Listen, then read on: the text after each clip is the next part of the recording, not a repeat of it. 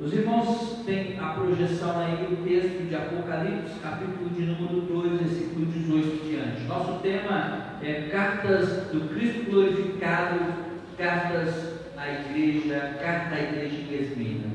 Cartas do Cristo glorificado, carta à igreja em Esmirna. Hoje eu estou gaguejando aqui, né? Ô Jesus, me perdoem, a Tiatira, né? Esmirna não, Tiatira. Acharam? Eu queria que você deixasse sua Bíblia aberta no texto. Nós temos na projeção, mas deixe sua Bíblia aberta. Podemos ler? Creio que sim. Carta da igreja em Tiatira. Ao anjo da igreja em Tiatira escreve: estas coisas diz o Filho de Deus, que tem os olhos como chamas de fogo e os pés semelhantes ao bronze polido. Conheço as tuas obras, o teu amor, a tua fé, o teu serviço, a tua perseverança e as tuas últimas obras, mais numerosas do que as primeiras.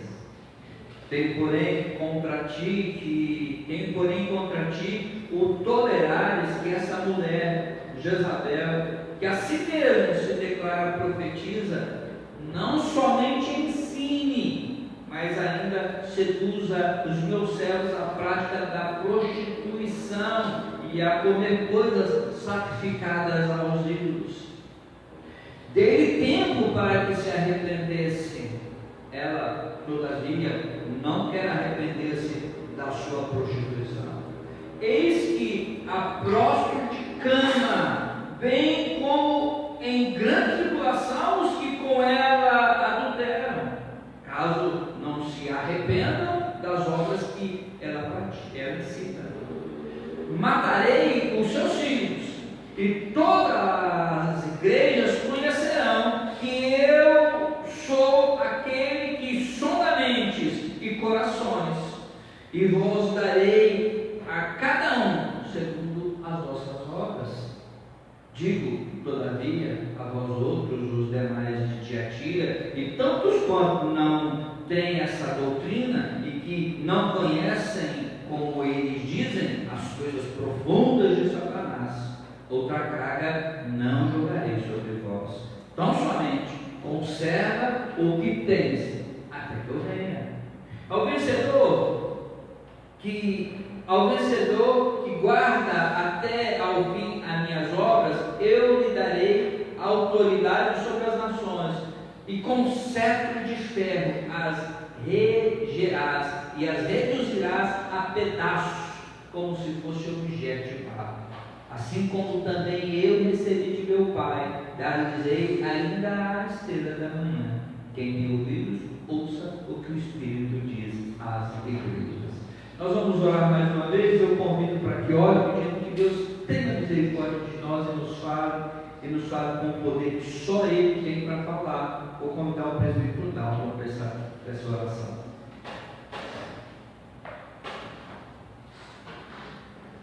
Senhor Deus, nós estamos alegres de podermos passarmos o domingo, dia do Senhor, na tua casa, assim como nós nos alegramos quando viemos da escola dominical e aprendemos de ti. Senhor, e agora é este momento de culto que precisamos a ti, Senhor. Senhor, nós clamamos por misericórdia sobre cada um de nós. Fala conosco, Senhor. Tua palavra cheia ao nosso coração, que ela possa fazer morada no nosso coração e nós vivermos uma vida de obediência à tua palavra.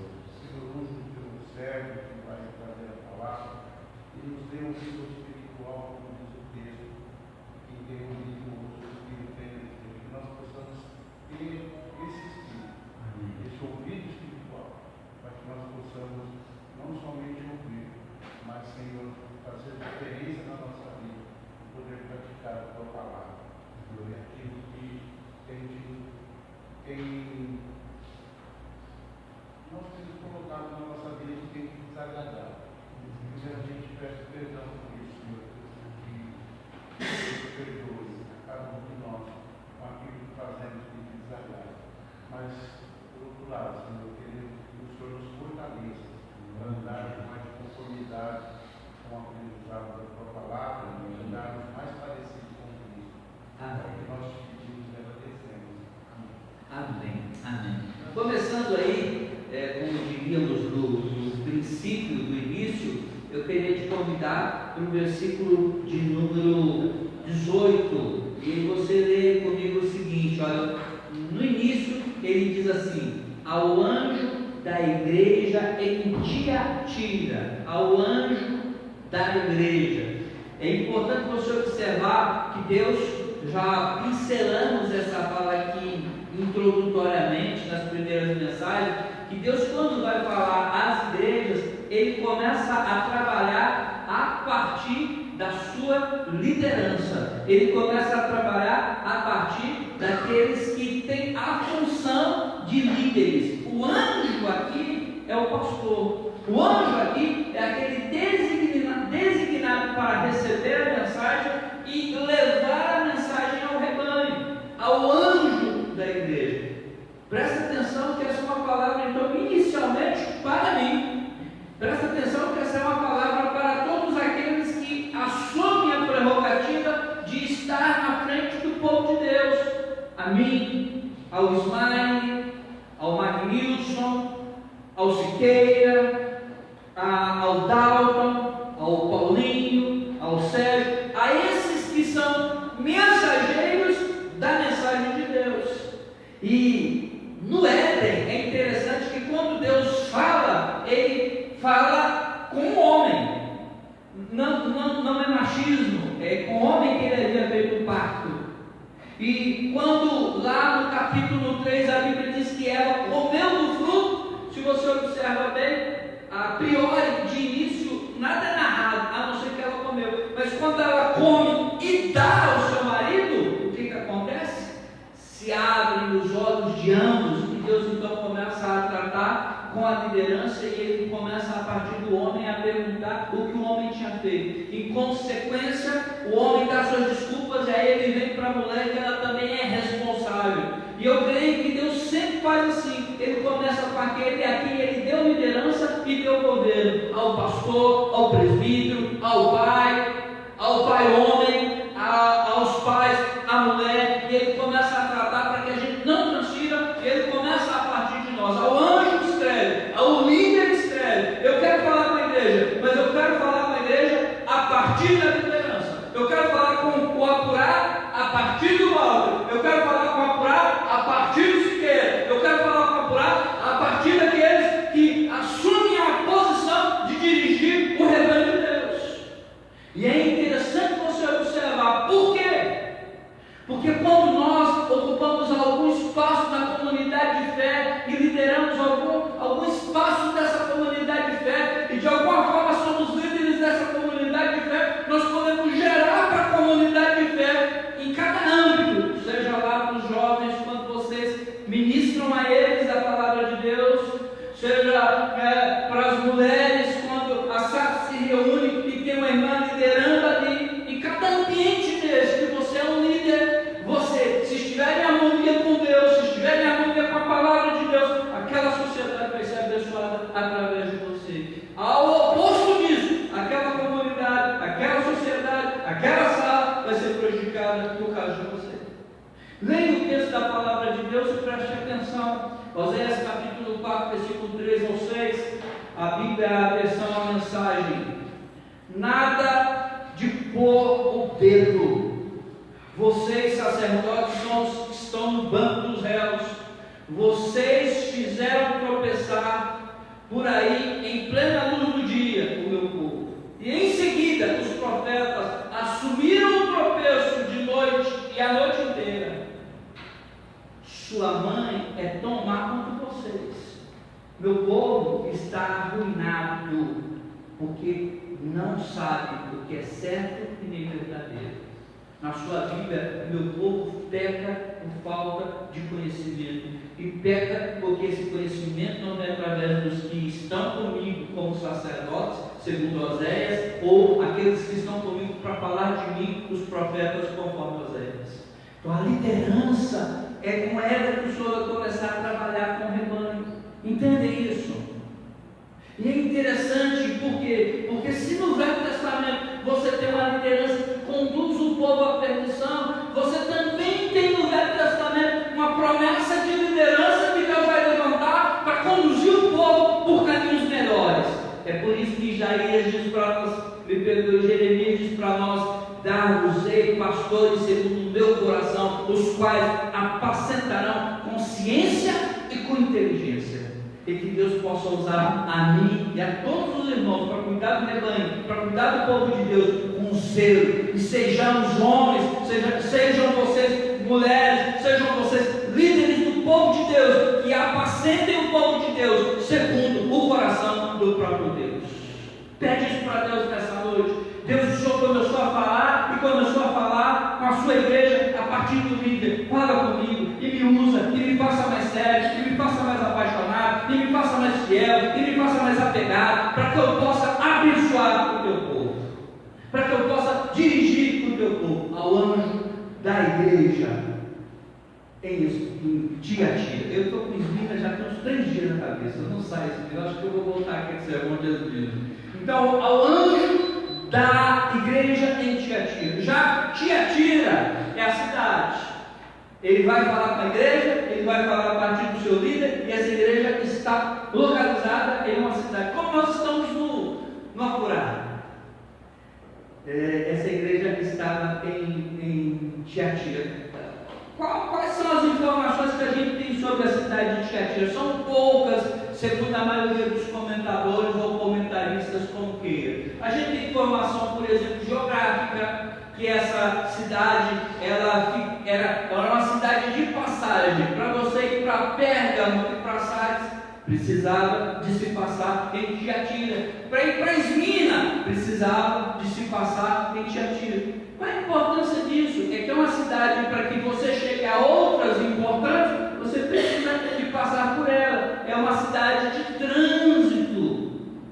E é interessante que por isso ela se tornou rota do correio imperial. Por isso ela se tornou rota de comércio entre a Síria e a Europa. Tudo passava por Tiatira. Conquanto fosse uma cidade, segundo a maioria dos estudiosos, sem muita relevância, ali se desenvolveu por ser uma cidade de rota do império, por ser uma rota de ligação comercial, ali se desenvolveu um comércio sofisticado na área da púrpura, que era o tingimento a partir da púrpura. Ali se tornou um local onde se trabalhava couro, ali se trabalhou muito com bronze, ali se trabalhou com ferramentas que tinham correlação com a área de pedreiro. Era uma cidade que, enquanto não rica, se tornou importante porque era cidade de passagem. E é interessante também outra característica dessa cidade, que ela ficava muito próxima de uma cidade importante, que era Pérgamo. E eles colocaram em Tiatira um quartel do império para que ela protegesse Pérgamo. Era uma cidade plana. Então, para que os ataques dos inimigos não chegassem a Pérgamo, primeiro ia para Tiatira. Então, Tiatira era uma cidade de barco, aguentava ali pelo menos uma meia hora os exércitos inimigos para não chegar até Pérgamo. Mas o que é mais interessante é que ela não era uma cidade que tinha muitos problemas com tantas adorações. Não tinha tempo de adoração ao imperador, não tinha tempo de adoração a Roma. E o que tinha ali era uma espécie de templo de consulta oracular. Era uma sacerdotisa que recebia das cidades vizinhas os visitantes para trazer para esses visitantes uma palavra divina. Outra coisa de mais relevância a ela, que talvez prejudicasse a igreja cristã, era esse templo de adivinhações. Mas tirando.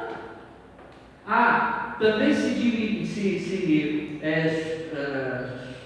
surgiu, também cresceu em Tiatira o que eram chamados de guildas ou sindicatos.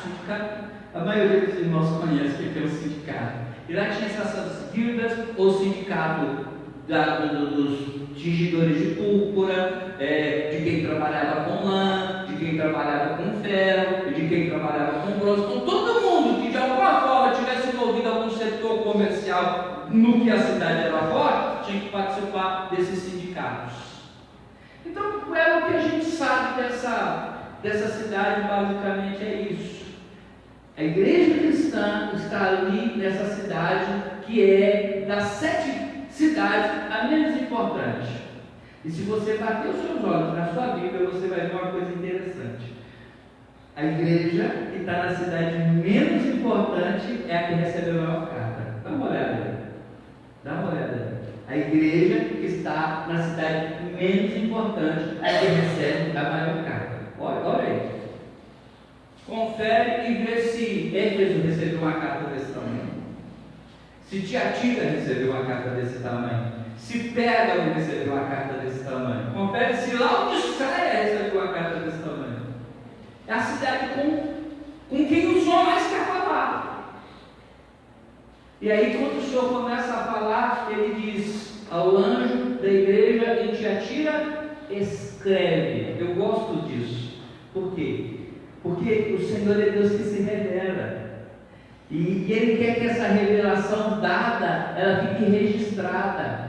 E essa revelação dada e registrada é para acentuar o fato de que, havendo Deus outrora falado muitas vezes e de muitas maneiras pelos profetas, aos nossos pais pelos profetas, naqueles dias falava com Jesus. E Jesus falava e se registrava tudo aquilo que Ele queria, intentava e dizia à igreja.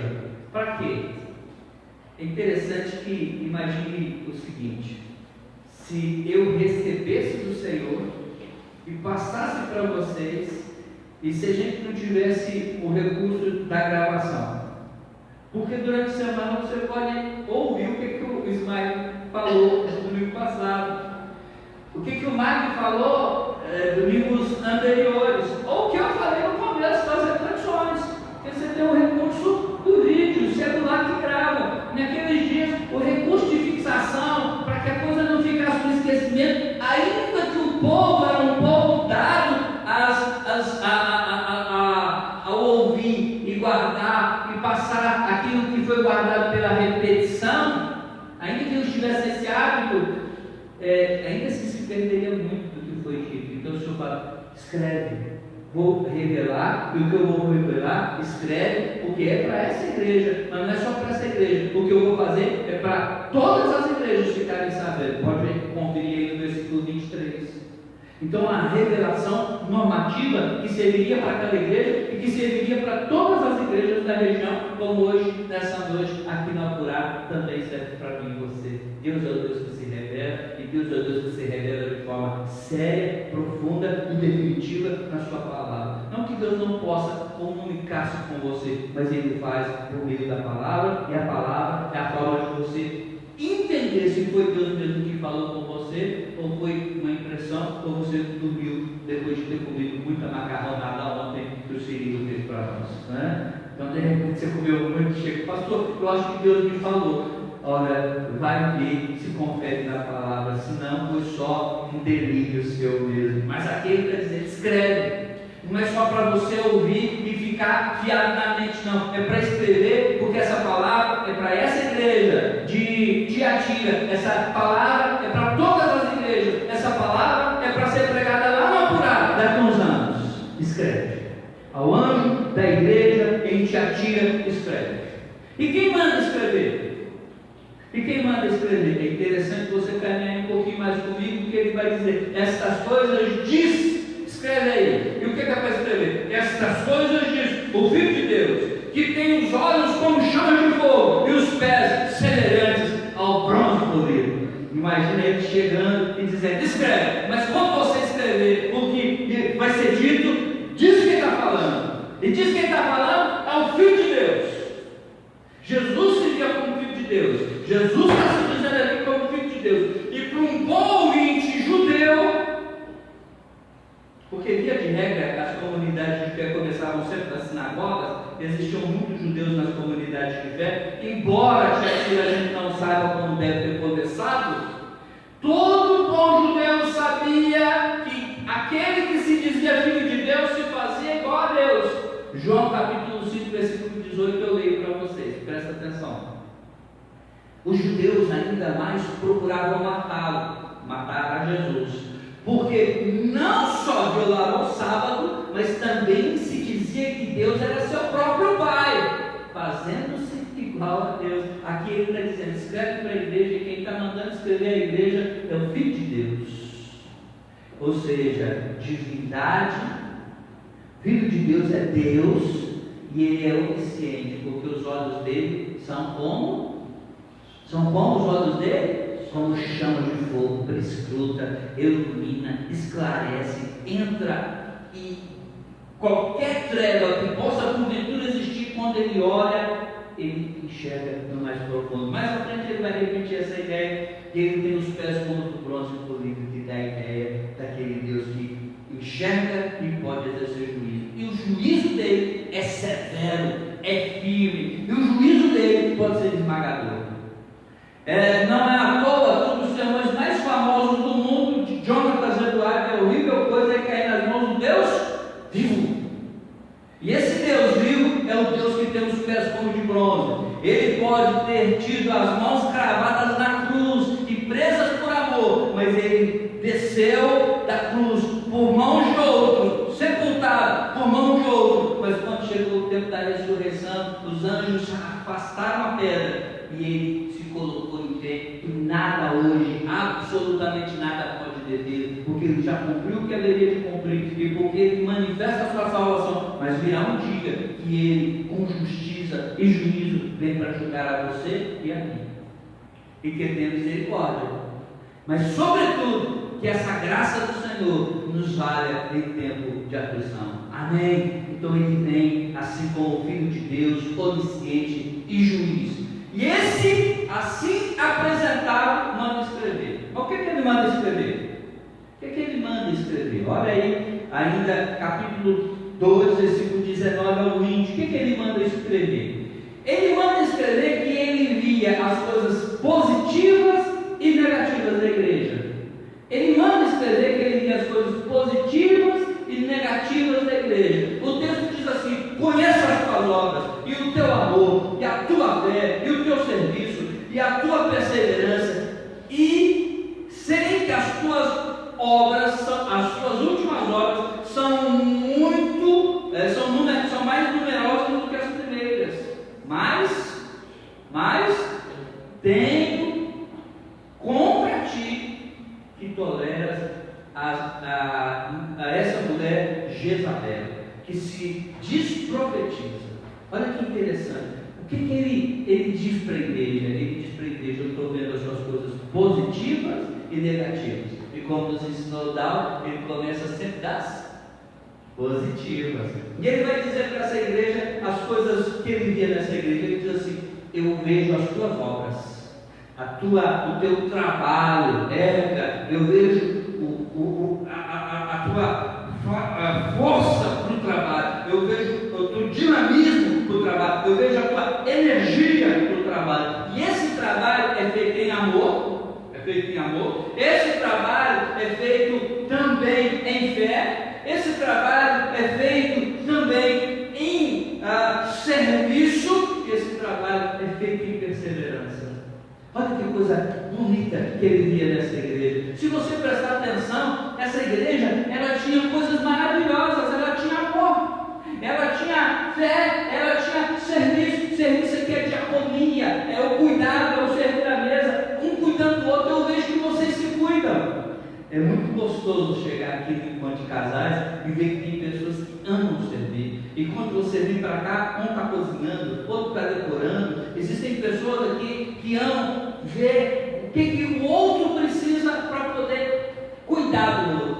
E ele diz: eu vejo o serviço de vocês. Eu vejo também que vocês têm perseverança, que vocês não desistem. Que coisa bonita! Eu vejo em vocês que as últimas obras são mais numerosas do que as primeiras. Diferente da igreja de Éfeso. A igreja de Éfeso, o que estava acontecendo com ela? Ela estava perdendo força, ela estava perdendo aquela intensidade do primeiro amor. E essa? Cada vez mais. Eu fico imaginando que igreja que deveria crescer. Não, uma igreja com amor, uma igreja com fé, uma igreja com trabalho do cuidado um dos outros, uma igreja com esperança. Será que ela crescia bastante? Será que ela era uma igreja que deveria impactar a cidade de Tiatira? Agora é interessante que ele vê essas coisas positivas, mas quais são as coisas negativas que ele vê? Ele olha para ela e diz: olha, mas eu tenho uma coisa contra você, que você tolera que essa pseudo-profetisa, você tolera essa pseudo-profetisa. Você sabe que pseudo é a ideia de que diz, mas não é. Ele é pseudo-profeta. Ele é pseudo-pastor. Ele se diz pastor, mas não é pastor. E interessante você observar, alguns dizem o seguinte: pastor, eles têm um problema aqui porque eles estão ouvindo mulher pregar. O problema dela não é ser mulher. Não é ser mulher. O problema dela é que ela é pseudo-profetisa. Ela se diz profetisa, mas não é. Está certo. Ela não podia se dizer profetisa, porque mulher não é profetisa. Também não é verdade. E por que não é verdade? Eu te dou aqui, logo de cara que eu adotei, alguns exemplos de mulheres que foram profetisas na Bíblia. Uma muito conhecida, Débora. Eu sei que os irmãos não conheciam porque não são tão velhos assim, né? Pode parecer velho, mas não é velho. Então você tinha a Débora, lá em Juízes capítulo 5, que julgava embaixo de uma palmeira entre Ramá e Betel. Ela era profetisa.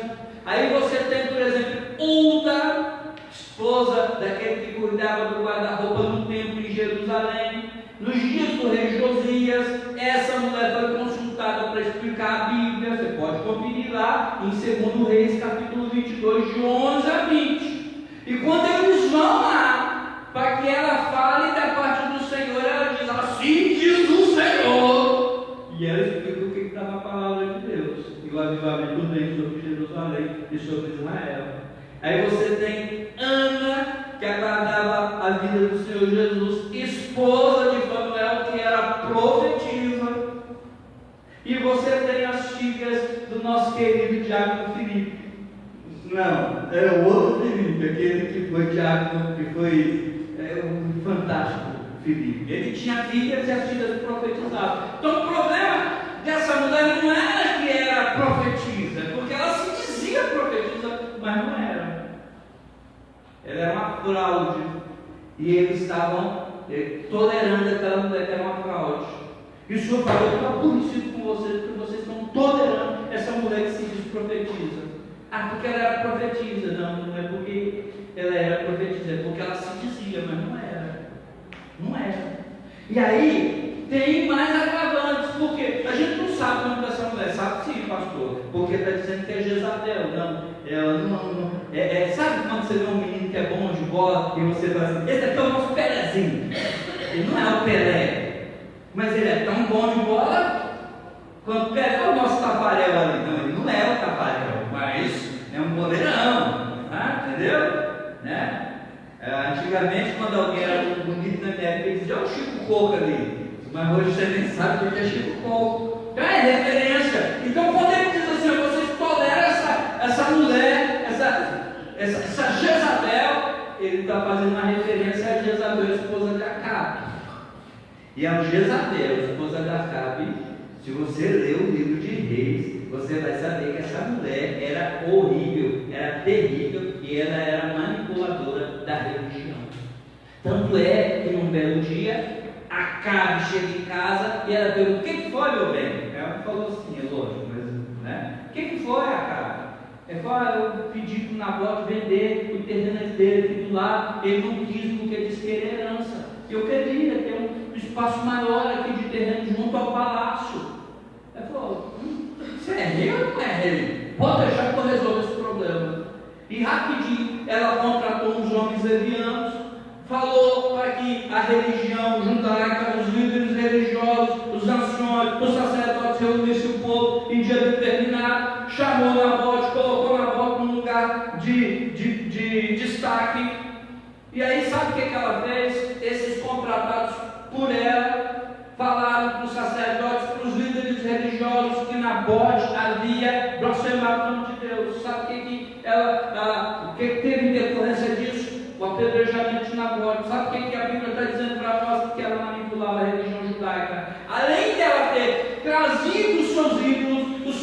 profetas para servirem e comerem a mesa de Baal, os postes ídolos, ela ainda pegava a religião judaica e fazia da religião judaica o que ela bem entendia. Então ele está dizendo, essa mulher que se diz profetisa, essa Jezabel, vocês estão tudo errado dessa mulher.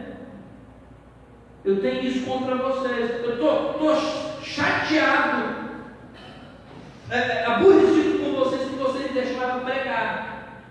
Uma mulher dessa não deveria estar no meio de vocês. Pior, ela presta para vocês. Vocês deixam ela ensinar o que ela ensina. O problema não é essa mulher. O problema é que ela se diz profetiza e não é. O problema não é ela ser mulher. O problema é o que ela ensina. E o que ela ensinava? Ela ensinava os membros da igreja a se enveredarem pela prostituição e a idolatria. Ou comer coisas sacrificadas aos ídolos. E o Senhor fala, eu não entendo como é que vocês deixam uma mulher dessa pregar. Eu não entendo. E aí eu fico imaginando, eu não entendo como é que a gente ouve os caras que também pregam as besteiras que pregam, heresias que pronunciam. E eu fico olhando para Deus, eu fico imaginando Deus olhando para a gente durante a semana, ouvindo algumas coisas, e Deus fala para a gente, ó, gosto mais do teu amor, hein? Teu amor é substancial, né? Eu gosto muito da tua fé, é substância, como diria o Davi, é substância a sua fé. Só que o problema é o seguinte, o pessoal que você deixa tocar no seu rádio para pregar e você ouve é muito ruim. É tipo a Jezabel lá de Tiatira. Então, tenho contra você que vocês toleram essa mulher que se diz profetiza. Eu tenho contra vocês que vocês deixam ela ensinar o que ela ensina. E olha, presta atenção que da mesma forma o Senhor hoje, Ele olha para nós e Ele vê as coisas boas e as coisas negativas do nosso meio. Ele diz, eu tenho contra vocês que vocês deixam ela seduzir o meu povo. Sabe por quê? A sedução vem pela mensagem e às vezes a mensagem ela é palatável, ela é atraente, ela te empolga, mas ela é ofensiva a Deus. E essa mulher o seduzia para a cama dela. Essa mulher o seduzia para a mensagem promíscua dela. Essa mulher, ela provavelmente com algum tipo de gnosticismo ensinava que o corpo era mal mesmo. Então você pode fazer o que quiser com o corpo. O importante é o conhecimento que você tem do mundo espiritual. É por isso que ele faz uma crítica a esses aí que conhecem as coisas profundas de Satanás. Mas muitos de vocês não conhecem. E aí eu fico imaginando quantas vezes a gente está correndo atrás de ensinamentos que não valem nada. Pelo contrário, só servem para nos afastar da simplicidade e da beleza do Evangelho. Então eu tenho isso contra vocês. Ele fala ao pastor que está numa cidade, tomando conta dessa cidade. Ele fala com a autoridade de filho de Deus, porque ele é Deus. E ele fala como onisciente e juiz. E ele diz, olha, eu estou vendo as suas coisas boas, mas eu também estou vendo as coisas ruins. E as coisas ruins é o que vocês toleram. Mas ele não para aí. Eu vou daqui a pouco parar, mas ele continua, né? Eu dei tempo para que ela se arrependesse. Está aí na sua Bíblia? Eu louvo o Senhor, porque Deus é o Deus que nos dá a oportunidade. Deus tem prazer em perdoar pecados. Deus tem prazer em ouvir você dizendo, eu me arrependo, eu estou errado, eu preciso mudar de vida, eu preciso consertar, eu preciso redirecionar. Ele olha para o adolescente, ele olha para o jovem, ele olha para o homem, ele olha para a mulher, e ele vê a gente falhando no que a gente fala, porque o olho dele prescruta. E o que ele quer de nós, quando ele nos pega, desculpa o termo, com as calças na mão, quando ele nos pega fazendo o que não devia, sabe o que ele espera de nós? Senhor, perdoa, Senhor, me muda, Senhor, me transforma, Senhor, eu errei, Senhor, eu peguei. Mas sabe o que a gente muitas vezes faz? Ah, Deus, o Senhor sabe, eu não sou de ferro, o Senhor sabe, a carne é fraca. Sabe o que a gente faz? A culpa é da Eva. Sabe o que a gente faz? A culpa é da cobra. Mas a gente nunca diz, a culpa é minha, é toda minha, é somente minha, me perdoa. E ele está dizendo, eu dei tempo para que ela se arrependesse, porque Deus é tardio em graça. Diz Naum capítulo 1, mas jamais inocenta o culpado. Presta atenção, a Bíblia diz para nós que Deus tem prazer em perdoar pecados. O que é esse? Deus diz que Deus é tardio, Naum diz que Deus é tardio em graça. Mas presta atenção, gente, ele jamais inocenta o culpado. Então o que a gente faz com a culpa? A gente pede para que ela seja perdoada, porque fomos lavados e comprados pelo sangue de Cristo Jesus, e Ele nos perdoou, e a gente quer viver a partir de então vida santa. Amém? Ele diz: olha, tem tempo para ela se arrepender. Ele diz mais, ele diz o seguinte: olha, que ele vem pronunciar esse pessoal para que eles tivessem consciência de quando não há arrependimento. Presta atenção, quando não há arrependimento, não tem tempo para ela se arrepender, mas não houve arrependimento. O que acontece? Tem tempo para se arrepender, todavia ela não quis se arrepender da sua prostituição. Eles que apostam de cama, vou jogar ela na cama, vou pesar a mão sobre ela, bem como em grande tribulação os que adulteram com ela e não se arrependem. Então presta atenção, ele está tendo que se arrepender, mas se não se arrepender, ele vem pesar a mão. A gente fica tendo sempre a visão de Deus bonachão, bonzinho. O que é isso? Deus já perdoou, Deus é maravilhoso. Eu fico reparando que essa ideia da graça maravilhosa, ela tem que ser cultivada por nós, mas ela é quase licenciosa. Eu fico vendo algumas pessoas que acham que podem fazer tudo porque já foram salvos, e eu fico pensando, mas será que alguém que foi salvo de verdade acredita que pode fazer tudo, pode viver de qualquer jeito, pode viver de qualquer forma, se esquecendo que o pecado dele custou a vida de Cristo Jesus lá na cruz do Calvário? Será que Deus trata com brincadeira o que foi tão sério para ele, que você pode viver do jeito que você bem entender, porque você foi salvo, pode ficar com quem você quer, pode namorar com quem você quer, pode transar com quem você quer, porque você foi salvo? Ah, faça um favor, ele está dizendo: eu tenho tempo para se arrepender, não quer, vou prostrar de cama, vou pesar a mão, e ela vai sentir. E aqueles que adulteraram com ela, se não mudarem, eu vou mandar para eles uma grande tribulação. E de vez em quando a gente vê Deus pesando a mão em alguns irmãos que dizem: o que é isso? Sou salvo, salvo. Deixa Deus olhar para você com aqueles olhos de chama de fogo. E agora você vai ver, brincou com a santidade, brincou com vida, vivida sem temor. E ele fala que ele pesou a mão contra aquela pseudo profetiza. Ele disse que pesaria a mão contra os que se adulteravam, contra os que adulteravam para ela se não se arrependesse, trazendo tribulação. E ele disse que vai fazer o que com os filhos dela? O que ele vai fazer com os filhos dela? O que está aí na sua Bíblia? O que está aí na projeção? Vou matá-los. Deus parece que estava meio bravo esse dia, que não estava, quando ele mandou escrever essa carta: vou matar os filhos dela! Aí você tem duas possibilidades: os filhos literais da prostituição que aquela mulher deve ter tido, ou você pode ter os filhos não necessariamente literais, mas os seguidores da mesma ideia dela, que eu acredito que seja. Sabe esse pessoal que não só está ouvindo, mas está abraçando a ideia dela? Eu vou destruir, eu vou arrebentar com essa turma não vai ficar no meio de vocês. Glória a Deus. Glória a Deus. Quando Deus começa a tirar do nosso meio gente que não quer compromisso, gente que não quer ter vida com Deus. Lá em Peçanha, nós tínhamos uma dona Terezinha, Maria deve lembrar, quando ela estava assim, o pessoal estava vindo para a igreja, e o pessoal estava começando a viver, ia para a igreja, ia para as festas, vinha para a igreja, e fazia tudo quanto é coisa doida, e ela falava assim: meu Jesus, vá com a vassoura de misericórdia, de justiça, essa igreja. Lembra o que acontecia? Uma semana depois, o tempo ficava quase vazio. Eu não contei assim, pede outra coisa, pede uma conversão, porque toda vez que a senhora ora, a turma só tudo, com Deus.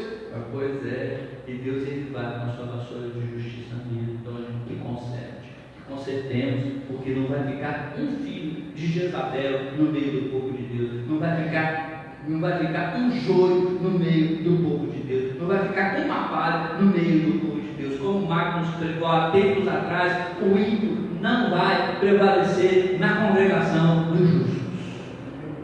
e que nós sejamos esses que têm temor de Deus. Ele fala, eu vou acabar com os filhos dela. Para a gente aí caminhar rapidinho para encerrar, embora tivesse aqui muita coisa para falar para vocês, que dá para ver que o texto é grande. Essa carta não era brinquedo. Ele também diz para ela, eu não vou colocar um peso nas costas dela, não. Mas é interessante, olha, digo porém aos demais que estão em Tiatira, a todos quantos não têm esta doutrina e não conhecem as chamadas profundezas de Satanás, que outra carga não vos porei, as que tendes não é aí na sua Bíblia, porque eu acho que a minha aqui eu transcrevi ficou errado. Versículo. Isso, lê para mim, por favor. Digo todavia a vós outros, os demais de Tiatira, a todos quantos não têm essa doutrina e que não conheceram, como eles dizem, as coisas profundas de Satanás. Outra carga não jogarei sobre vós. Continua um pouquinho mais. Não somente conservar o que tendes, até que eu venha. Amém. Então, somente conservar o que tem. Isso é padrão, hein? Sabe por que é padrão? Você lembra o que ela tinha? Obras, amor, o que mais? Fé, perseverança. E as últimas obras eram mais numerosas do que as primeiras. Não somente conserva o que você tem, ou seja, continua crescendo. É só isso que eu vou cobrar de vocês. Não vai ter outro peso não, tá bom? Continua assim, mas não tolere essas coisas que vocês estão tolerando. Não deixe essas coisas infiltrarem no meio de vocês. E ao vencedor, esse que vencer, eu vou dar galardão. E esses que forem rebeldes, já tem a sentença posta. Aos que forem vencedores, eu lhes darei domínio sobre a terra. Com toda sinceridade, eu não sei distinguir se isso é para os nossos tempos, se isso é escatológico, eu não sei como é que vai ser esse reger, mas eu gosto da ideia que o Senhor já começa a reinar hoje, e que o Senhor já começa a reinar hoje a partir da igreja, levando o Evangelho, levando a palavra de Deus através de nós, e com isso, tudo aquilo que se levanta contra o poder de Deus é destronado, desfeito, esmiuçado e arrebentado, porque a igreja chegou lá, porque a igreja levou o governo de Deus através delas. Ele está dizendo, Tiatira, vocês podem fazer, igreja de Tiatira, vocês podem fazer diferença nessa cidade, vão destruir as obras das trevas, porque as portas do inferno não vão prevalecer contra a igreja, e eu também vos darei a estrela da manhã. E com toda sinceridade, eu vi tantas possibilidades de interpretação que eu falei, e aí, qual que é? Mas uma das que eu mais gostei é que nós vamos brilhar como a luz da aurora, porque a luz do justo é como a luz da aurora, que vai brilhando até ser dia perfeito. Há uma possibilidade que ele está se referindo, que nós vamos ter o próprio Jesus. Eu só não sei, eu só sei que deve ser coisa boa que Deus vai dar para aqueles que forem fiéis. Eu só sei que vai ser coisa espantosa e maravilhosa que Deus vai conceder a mim e a você que perseverarmos, que continuarmos a praticar aquilo que agrada a Deus. Concluindo, glória a Deus, fechando, louvado seja o nome do Senhor. Primeiro eu queria dizer para vocês que quem tem ouvidos ouça o que o Espírito diz às igrejas. Ele estava dizendo para a igreja em Tiatira o seguinte, o Senhor enxerga, viu? O Senhor enxerga como juiz, não brinca não, hein? Entendeu? Quem tem ouvidos ouça, o Senhor enxerga como o juiz, não brinca não. Segundo, tem muita coisa boa em você, mas tem coisa ruim que pode estragar. O fermento debenta toda a massa, lembra disso? Não fica tolerando que não presta. Quem tem ouvidos ouça. Tem muita coisa boa, mas essas coisinhas miudinhas podem prejudicar demais a carreira de vocês. E a gente vai começar a tirar algumas coisas ruins da nossa vida. Entendem isso?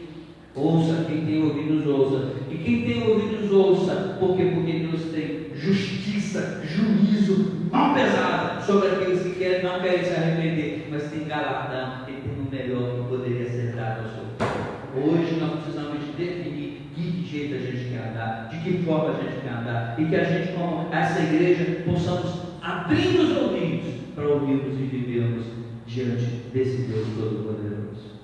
Eu queria encerrar contando para vocês que eu fico com uma vontade enorme de que essa palavra encontrou a vida do teu coração da forma como encontrou nos dias de John Wesley.